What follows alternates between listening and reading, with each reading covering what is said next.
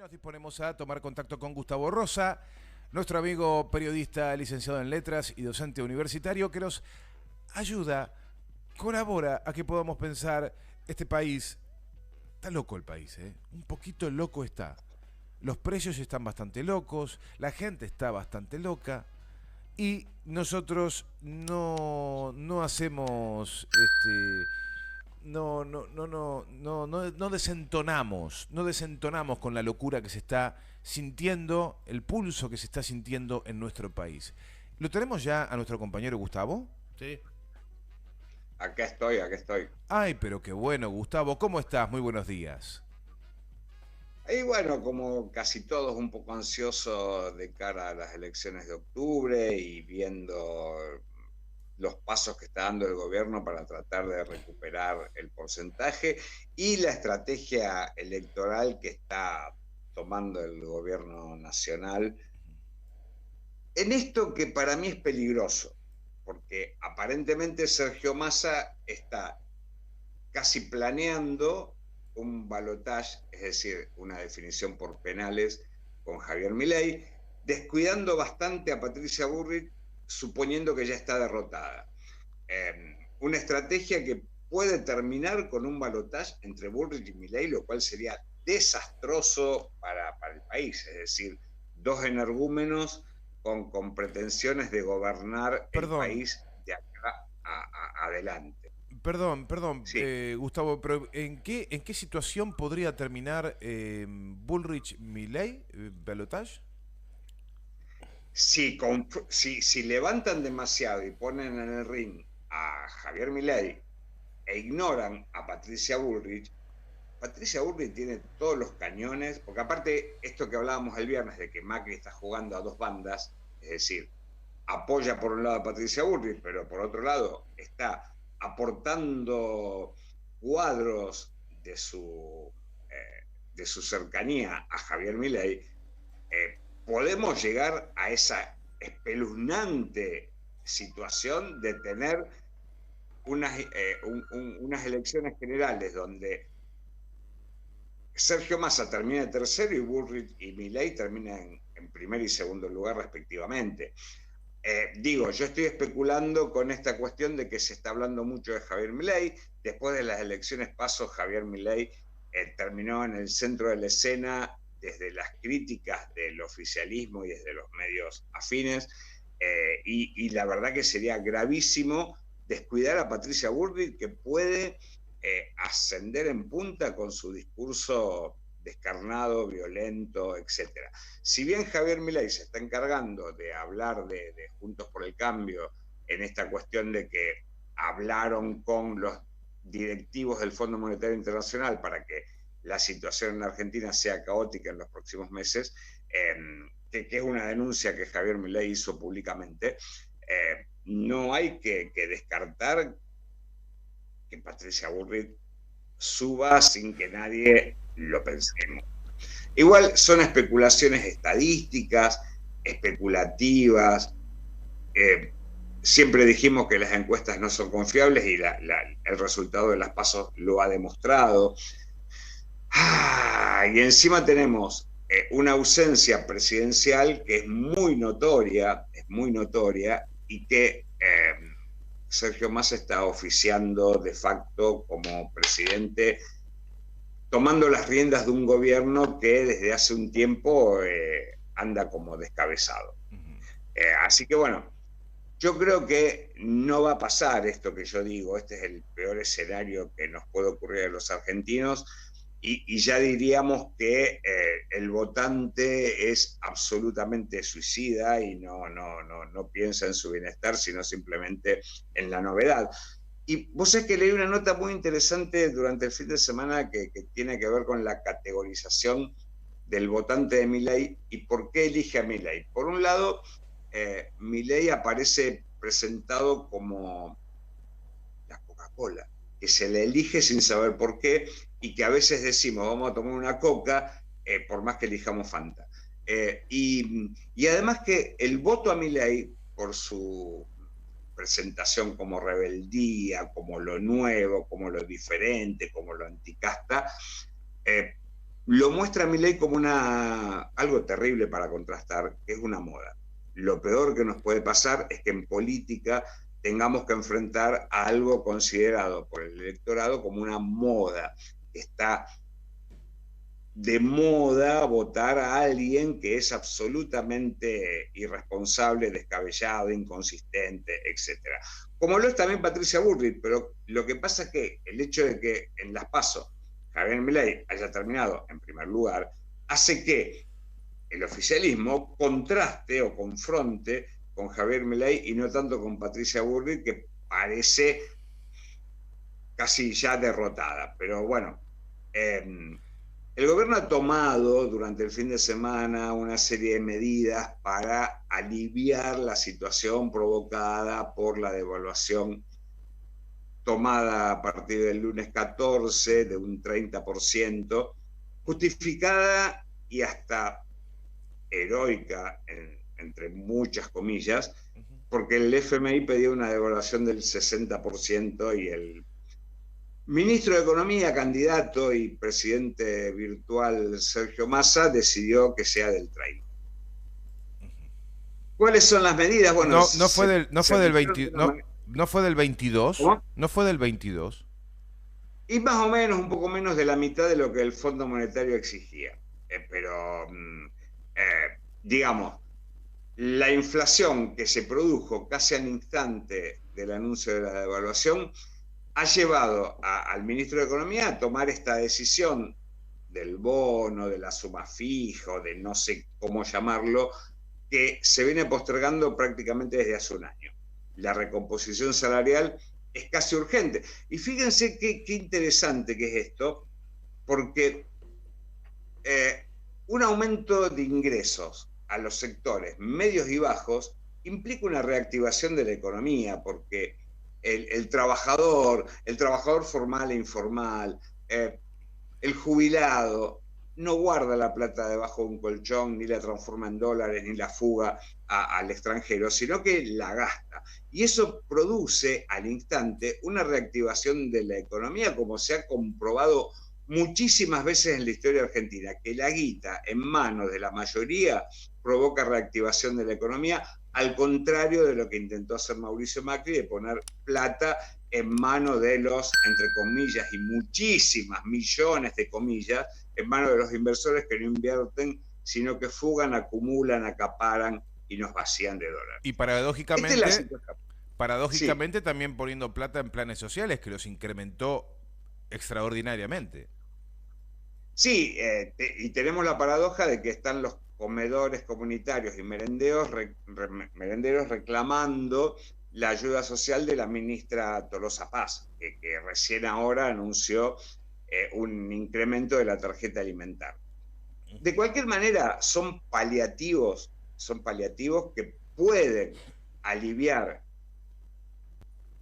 en menor medida la situación de muchos trabajadores informales e informales que cobran menos de 400.000 pesos, que han visto después de la pandemia, porque uno de los mayores logros que se destacan de Alberto Fernández es haber manejado bien la pandemia, después se desinfló y permitió que las grandes empresas, la economía concentrada, haya hecho esta redistribución regresiva del ingreso hacia los sectores que no necesitan absolutamente nada. Realmente ha habido una inacción en esto de pensar que aquellos que nos escatiman, que nos roban a través de los precios, pueden tomar conciencia de que les va a ir mejor mientras más consumo haya. De cualquier manera, yo he visto, por ejemplo, que te lo envié, un editorial de Nico Lantos del viernes, hablando de los logros del gobierno, que son impresionantes, impresionantes. El único conflicto realmente grave que tenemos es la inflación y la pérdida de poder adquisitivo, que en cierta manera hemos perdido un 20% durante el gobierno de Macri y una leve recuperación durante el gobierno de Alberto, hasta casi llegar a un empate. Así que bueno, de cara a las elecciones, estas medidas tienen que ser tomadas con energía y con convicción. Porque después de los anuncios de Sergio Massa, salieron los opositores, obviamente, Milei y Patricia Bullrich, a hablar de lo que en su momento fue el plan Platita o alguna estupidez así. Y recordemos que Macri, en el 2019, cuando perdió las elecciones PASO, recuperó 8 puntos con estas medidas similares. Por lo tanto, que Patricia Bullrich las cuestione, también debería cuestionar a lo que hizo Macri en 2019. Porque Macri también tomó medidas similares para hacer, después de una semana, recordemos que después de las PASO, Macri apareció un lunes enojadísimo, sí, nos castigó con una devaluación, nos dijo que habíamos votado mal, que apoyar al kirchnerismo era hacer que se espanten las privadas, no pasó nada de eso, y a la semana Macri en control toma medidas redistributivas que son bastante similares a las que tomó Massa. Lo que pasa es que hay una timidez en el oficialismo, por un lado, de poner énfasis en estas medidas redistributivas y además no difundir los logros que se han hecho durante estos 3 años y pico de gestión para que estemos cómodos en las elecciones generales que se van a hacer en octubre. Si no fuera por esta especie de timidez en decir lo bueno que se ha hecho durante este gobierno, no estaríamos en esta situación de angustia porque un tipo alocado, desencajado, contradictorio como Milei haya ganado las elecciones PASO y que el peronismo haya obtenido el menor porcentaje de votos en casi toda su historia. Fíjense qué interesante que Milei habla de la casta y gran parte de sus diputados, de sus posibles funcionarios, pertenecen a eso que él llama casta. Muchos han sido funcionarios del menemismo, muchos son herederos del menemismo, porque, como decíamos el viernes, para Milei la casta es solamente el kirchnerismo. Lo que en su momento Larreta y Bullrich planteaban abiertamente, diciendo tenemos que derrotar al kirchnerismo, Milei lo disfraza, lo mimetiza con esta idea de la casta. Así que bueno, esclarecer al votante con respecto al engaño que puede ser Milei y Bullrich con respecto a nuestro futuro, es un trabajo muy arduo porque ya hay muchos prejuicios instalados. En el fin de semana yo te mandé, Sergio, aquellos 2 grandes mitos de la cantidad de empleados públicos que tiene el Estado argentino y de la cantidad de impuestos que cobra, tomados desde la Organización de Comercio y Desarrollo, que es un organismo en donde hay un 80% de países del mundo que responden al OCDE, diciendo que el número ideal de empleados públicos sobre la masa laboral es del 17,7%. Argentina está en el 17% de empleados públicos, es decir, por debajo de lo que la OCDE recomienda. Hay otros países como Alemania, Francia, Grecia, que están por encima del 20%. Los países que siempre nos ponen como zanahoria son Finlandia, Suecia, Dinamarca, Noruega, que tienen hasta el 35% de empleados públicos. Nosotros estamos en la mitad. Y por otro lado, otra patraña que nos están diciendo siempre es que en Argentina se cobran muchos impuestos. Y la vecina se puede enganchar con esto de decir, yo pago muchos impuestos en mi casa, pero no son esos impuestos los que quieren bajar. Sin embargo, Argentina está creo que está en el puesto 70 de los que cobran impuestos, alrededor de un 12, un 13%, de acuerdo al Banco Mundial. Es decir, un nivel medio de carga impositiva sobre el PBI por encima de países que cobran bajos impuestos, pero generalmente los ponen como ejemplo Uruguay y Chile. Recordemos que Galperín, de Mercado Pago, de Mercado Libre, está instalado en Uruguay, aunque su gran recaudación económica sea en Argentina, porque en Uruguay se pagan menos impuestos. Argentina cobra menos impuestos que Uruguay y que Chile, contra todo lo que nos dicen permanentemente. ¿Y por qué está entonces Galperín? ¿Y por qué está en Uruguay entonces si son más altos los impuestos? Alguna chantada tiene que hacer, porque está el mito, igual que Susana Jiménez, que dice allá me cobran menos impuestos. Sin embargo, es quizá la confusión de lo que los medios y los políticos de la oposición nos dicen de que Argentina es el país que más impuestos cobra, lo cual es mentira, porque nosotros andamos por el 12, 13, 14% de recaudación impositiva sobre el PBI. Y otros países están con el 30 y pico. Por ejemplo, esos países nórdicos tienen el 30 y pico por ciento del PBI de recaudación impositiva. Por lo tanto, es que hasta los mismos empresarios se dejan engañar por esos mensajes falaces que difunden los opositores y los medios.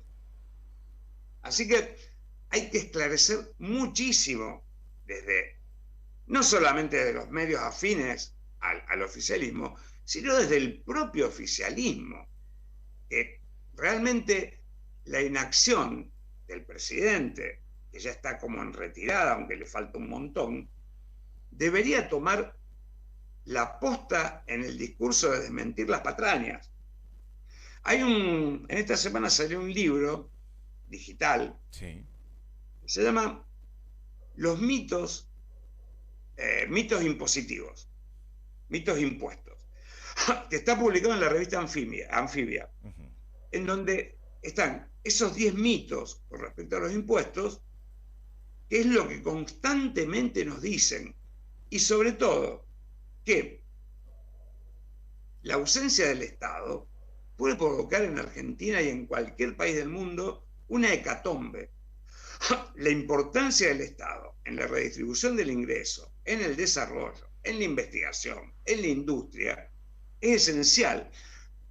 Fíjense que el jueves hubo una reunión en la OCDE y tanto Patricia Bullrich como Javier Milei decían que el Estado le tiene que sacar la pata de encima a los industriales, a los productores. Y sin embargo, gran parte de los empresarios argentinos tienen exenciones impositivas y subsidios del Estado. Un 4,6% del PBI está destinado a las grandes empresas, a las pequeñas empresas y a las microempresas para que puedan seguir funcionando. Y eso no lo dicen.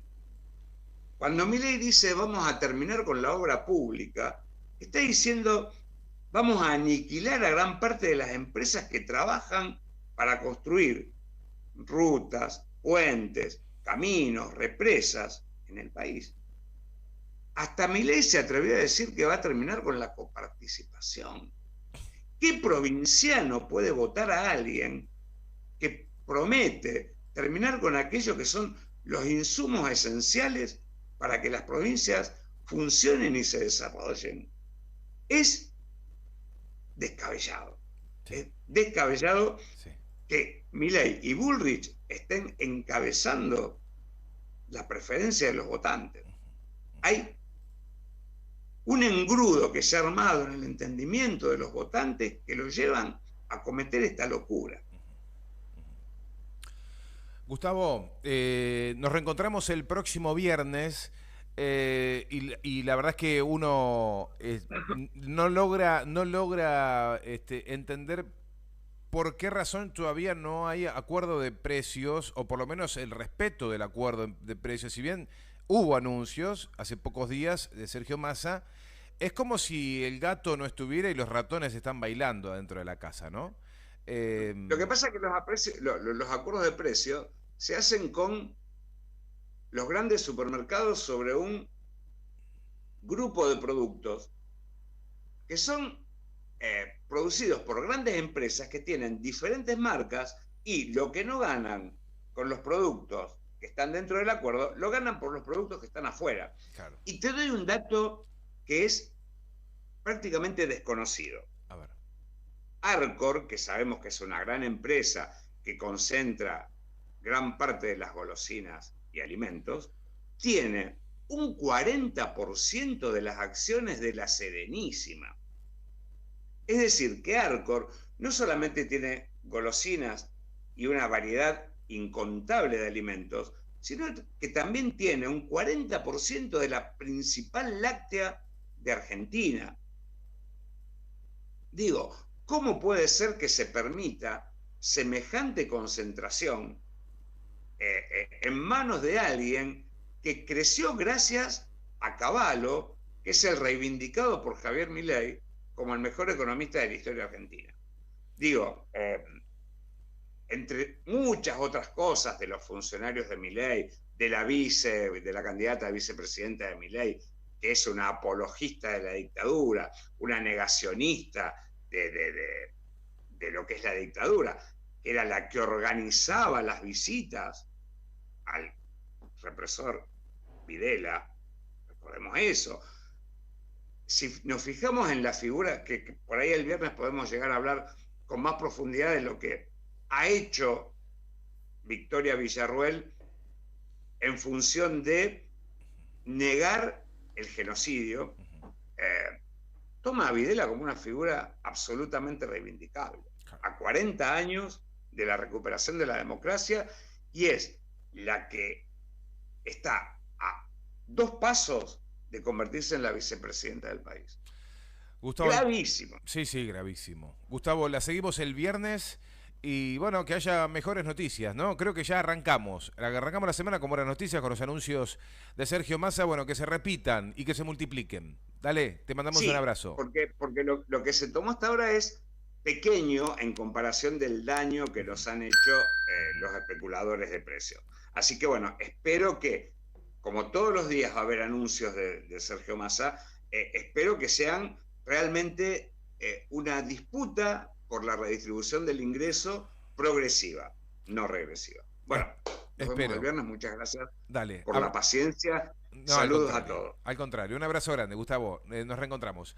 Bien, Gustavo Rosa, nuestro querido compañero, haciendo esta columna de panorama político y análisis para repasar lo que ha pasado en esta semana, en estos días, importantes anuncios de Sergio Massa, que han sido desglosados, como ustedes han estado escuchando, por nuestro querido compañero.